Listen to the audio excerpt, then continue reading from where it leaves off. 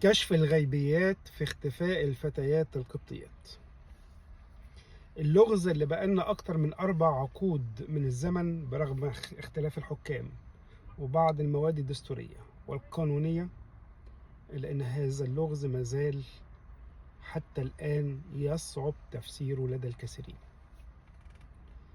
إيه السبب اللي نسبة 90% من التحول الديني في مصر، اللي هو بنسبة ما تقترب من 100% وان واي، اتجاه واحد، 90% منها الفتيات قُصّر، و5% أو ربما 7% لسيدات بالغين متزوجين، و3% لشباب. وتفضل الأزمة ديت موجودة لوجود ثغرات في الدساتير والقوانين المطبقة في بلدنا. لحل الأزمة ديت علينا إن احنا نواجه وما ندفنش راسنا في الرمل. على الأول فهم إن الاختفاء له شق من الخطف العقلي وليس الجسدي. يعني من خبرة خدمتي في العمل القبطي من 2001، من أيام أزمة جريدة النبأ لو حد فاكرها، وارتباط الملف القبطي بملف اختفاء البنات والاختفاء القسري والتحول الديني القسري. معنى كلمة قسري هنا إن هو بيستخدم طرق غير إقناعية في التحول الديني، غير إقناعية. سميها ابتزاز، سميها مساومة، سميها تغيب عقلي، سميها استغلال سن في عدم إدراك ما كانت عليه وما ستكون عليه. أسباب كتيرة جدا. هي الفكرة كلها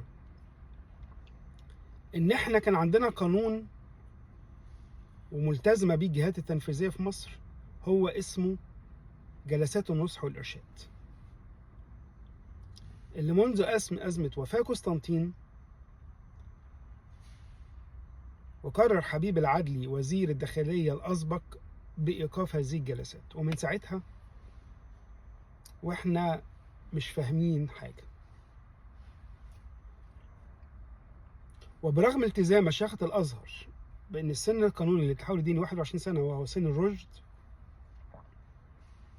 إلا أن ما زالت هناك حالات كثيرة وعديدة تحت السن ده بتتحول دينيا، وطبعا بدون جلسات نصح وإرشاد.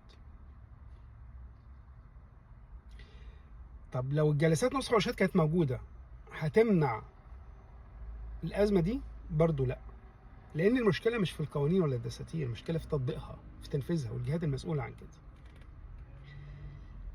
طيب إذا كان إحنا مش قادرين نحرك الجانب ده، يبقى على الأقل نشتغل على الجانب بتاعنا إحنا، ألا وهو الأسرة والتربية والكنيسة. الثالوث ده، الأسرة في رعايتها واهتمامها ومتابعتها بالذات للبنات اللي في سن مراهقة. التربية على الأصول والثوابت والعقيدة والطقوس والإيمان اللي استلمناه من أجدادنا، حال التشبع. والكنيسة في الرعاية وفي الافتقاد وفي الاعتراف وفي الخدمة في أوجه النشاطات الكنسية. وكل جانب من ال3 جوانب دول فيه تقصير في الحالات اللي بيحصل فيها اختفاء.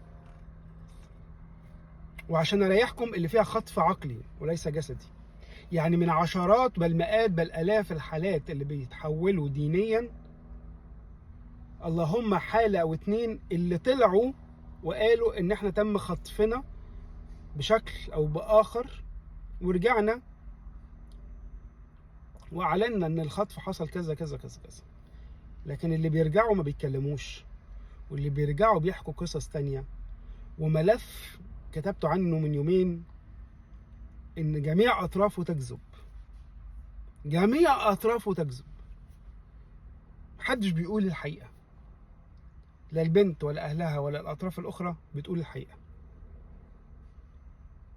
والضحايا معروفين والذئاب كمان معروفين، بس محدش عايز يقول الحقيقة. خدمة احنا لما اشتغلنا فيها وبذلنا فيها وقت، سواء أيام مصر أو هنا في أمريكا، كان الأسر تستغيث بينا مش يوميا، ساعتيا، وبنحاول وبنجري وبالعلاقات بنتواصل، أو لما كنا في مصر بنجري ونروح، وأول ما البنت بترجع بتتقفل في وشنا التليفونات ويتعمل لنا بلوكات من الأسر اللي احنا كنا لسه امبارح بنساعدهم. ده ليه؟ عشان خلاص البنت رجعت، مش عايزين نقولها بقى، مش عايزين نتكلم. طب ما تدوا نصيحة، طب بلاش البنت تطلع تقول ايه اللي حصل لها، اطلعوا انتوا قولوا عشان غيرها يتعلم.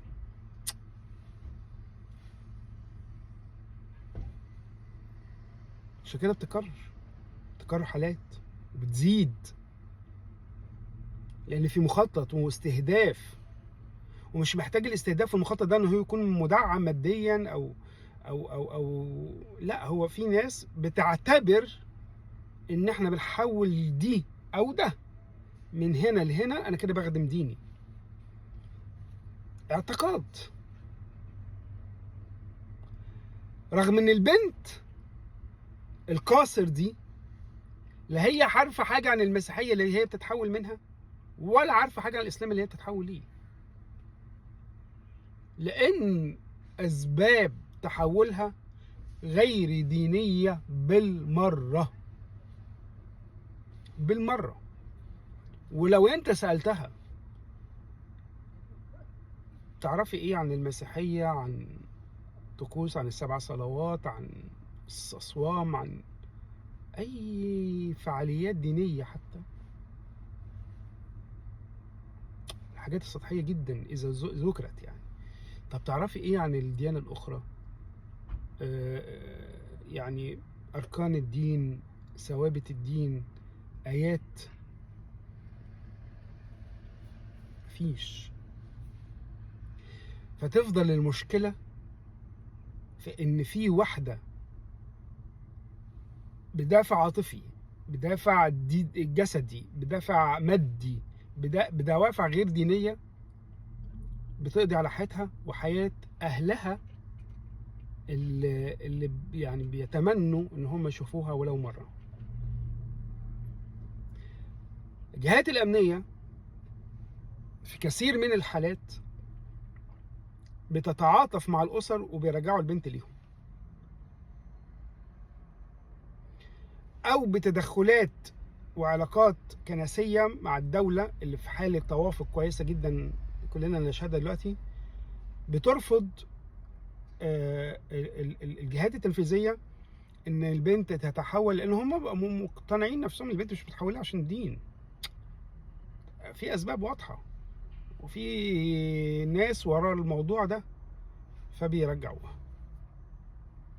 واحنا في دولة أمنية، يعني خلونا صراحة، بلد لو عايزة ترجع بنت هترجعها في ساعات، في أقل من ساعات.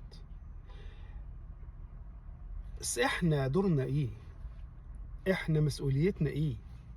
الأسرة اللي بتبقى عارفة ان بنتها في سن مراهقة وبيسيبوا لها الحبل على الغارب، وتتكلم، تنزل تقابل، تفتح شات، تفتح مكالمات مع مين؟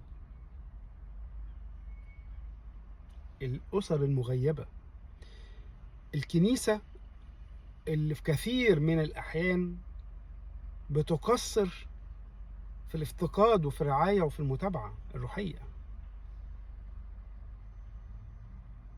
في إشغال الشباب والفتيات بأنشطة كنسية. ما تستنهمش إن هما يجوا، روحوا انتوا هاتوهم. الأدوار والمسؤوليات موزعة برغم إن الضحية واحدة، وعلينا جميعا إن احنا نتحمل المسؤولية.